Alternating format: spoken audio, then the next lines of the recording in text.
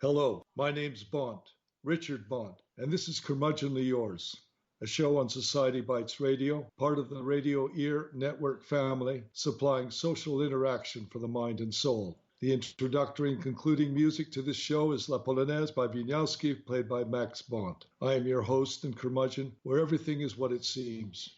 Nothing is what it seems. And what is not said is often of most interest. My guests today are Wendy Leventhal and David Leventhal of the Leventhal Team, Coldwell Banker. This Curmudgeonly Yours program is called the MANASOTA Real Estate Market. Hi, Wendy and David. Hey, good morning, Richard. How are you? Fine. I haven't talked to you in a long time. Thanks for being on this. Thanks for being on this show. Thanks for having us. Oh, that's no problem at all. Experienced realtors David and Wendy Leventhal are currently served buyers and sellers located in and around Sarasota and Longboat Key, Florida. They always hold client satisfaction as their highest priority. David and Wendy work hard to make the entire home buying and selling experience as productive and enjoyable as possible. Clients working with David and Wendy never fail to appreciate their dedication, teamwork, and fierce efficiency. Since 2010, the Leventhal team has been recognized on a yearly basis as one of the best in customer satisfaction for the Sarasota Market, an honor they do not take for granted and strive to achieve. That's good. Their extensive experience and knowledge allow them to handle a wide range of clients and situations. Whether their clients are looking for a home for the very first time or they're seasoned investors, the team works tirelessly to accommodate their needs and exceed their expectations. David and Wendy are incredibly well versed in the area's housing market. They always manage to find their clients those hidden gems that other agents tend to overlook. David and Wendy value all of their clients and strive to build strong, lasting relationships with them that go far beyond business. They understand how much families put on the line when they invest in a home. That's why David and Wendy work closely with their clients every step of the way to make the otherwise overwhelming process completely stress-free. David and Wendy are truly passionate about what they do and love helping their clients achieve their goals. Wendy and David Leventhal, you are sister and brother. You've been working together for a long time. How is it working with one sibling? How's it? Well, you know what? It's actually been fantastic. I started in the real estate industry on my own before David came and joined me. And it was very, very difficult to find a partner or even someone to cover in your absence who had the same work ethics and strive for the knowledge and the care that we have for our clients. And I think because that's a family thing that we really look out for each other and therefore take that onto our clients as well. You know, he appreciates that I have 3 children. So if I get caught up in a situation where I need to be there, he understands that. You know, it's his nephews and his niece, and he supports my family as well. And being single and independent, of course, he likes to travel. So I'm always there for that. So there's no animosity in that area. Well, that's tough. How about you, David? Do you say the same thing as Wendy? I would, and I also think the fact that we're almost like each other's assistants. So what's nice, I think our clients, when they call, they always know they're going to get a team person. I find that when some agents who have, let's say, 8 or 9 assistants, you never know who you're going to get on the phone. Sure. And so I think it's very important for our clients, when they call us, they always know they're going to get the family. Right, that's good. Flat out. Well, you got to keep it all in the family, as they say. Well, when I first met you two, you were working at IMG Academy in Bradenton, Florida, in a group called Academy Realty. Then you went to Coldwell Bankers, I believe, a top real estate group well known all over the world. Now, I believe you started your own group. Am I right? Could you tell our listeners how that is working out? Well, actually, we didn't start our own company. We started our own group within the compounds of Coldwell Banker. Oh, So okay. our team is formed still under Coldwell Banker. I had started with Coldwell Banker prior to going to IMG. Oh, we've got an airplane out of all the Oh, well, times, right? yeah, that's how it is. Don't worry. Well, that just shows you Oh, the people that are coming into town. yeah, that's right. And there are many of them. We'll talk about that. There are. So I started with IMG way back in the day before they really started housing. I did their international relocation for their rental. And then when they started Academy Realty, they asked me to come in and open that office for them. So when we ended up leaving, we just went back to Coldwell Banker and then started our group within Coldwell Banker because they're an internationally recognized company. And honestly, they are the number one in the world. Hmm. And IMG, one of the things that they liked about us too was the family aspect also.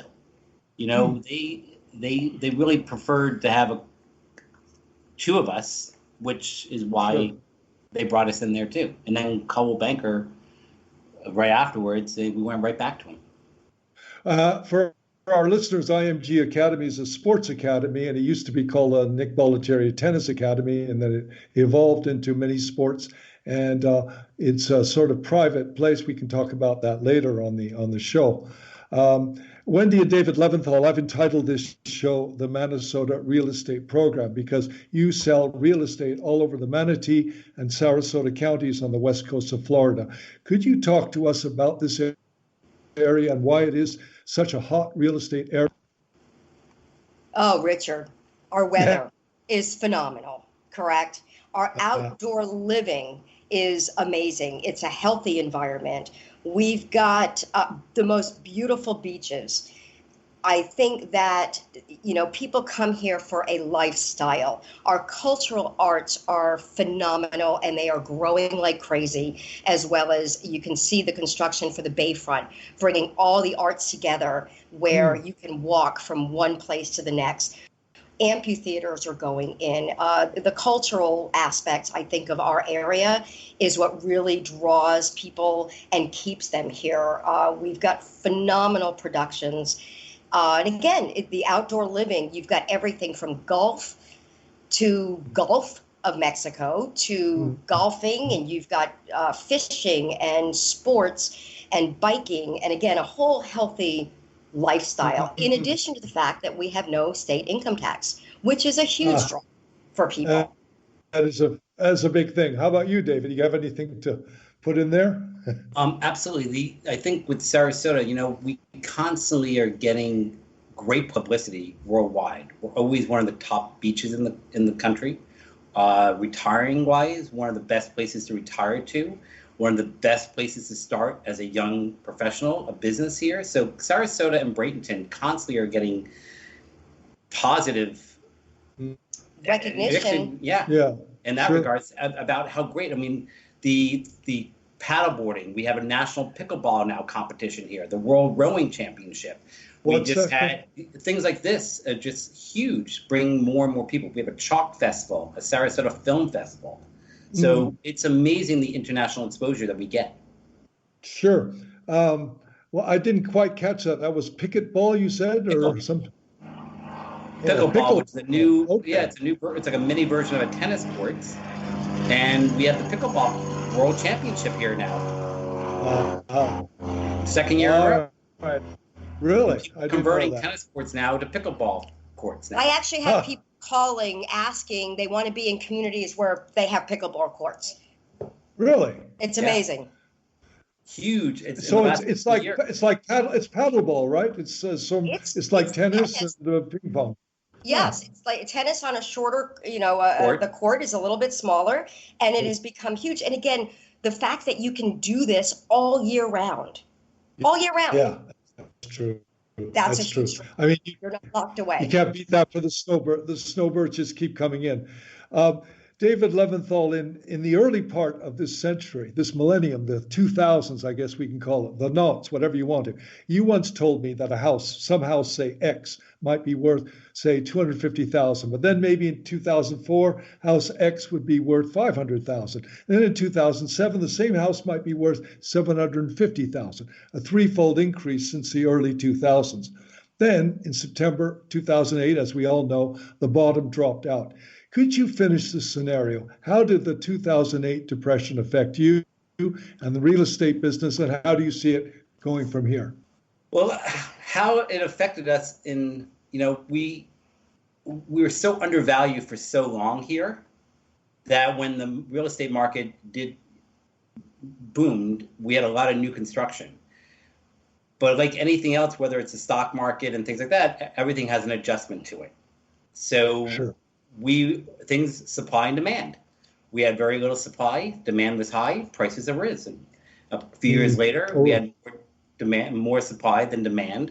But I can tell you the Sarasota market in Bradenton has recovered better than most areas because of all the lifestyles. I mean, Manatee and Sarasota County just last year alone went up by 16,000 full-time residents, and we had about 26,000 closings in that area in the year. Jeez, 26,000. So that's 13,000 full-time, 16,000 full-time people decided to move here and make it their primary residence.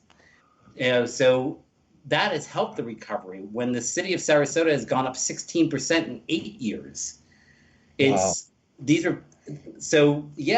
helps the recovery-wise, now if you had bought that house in 2010, you would have made money on it. But unfortunately, the market was so little overinflated at that point because, again, the supply was so limited. Yeah. That's why you see the new construction. And Richard, the reality is, look, we were in an era where everybody believed that everybody should own a home. And so there were all these little boutique banks. Baby boomers. There you go. But, again, with all the boutique banks that came in, and honestly, let's be realistic. They were interest-only loans. They were giving them to everybody. So it was inevitable that this was going to happen. Thank God we've really come around. Again, market changes. I don't think we will ever see what we saw, because not only did it affect the real estate market, it affected everybody. Look at what the gas prices did. Look at, people weren't traveling. They weren't going out to dinner.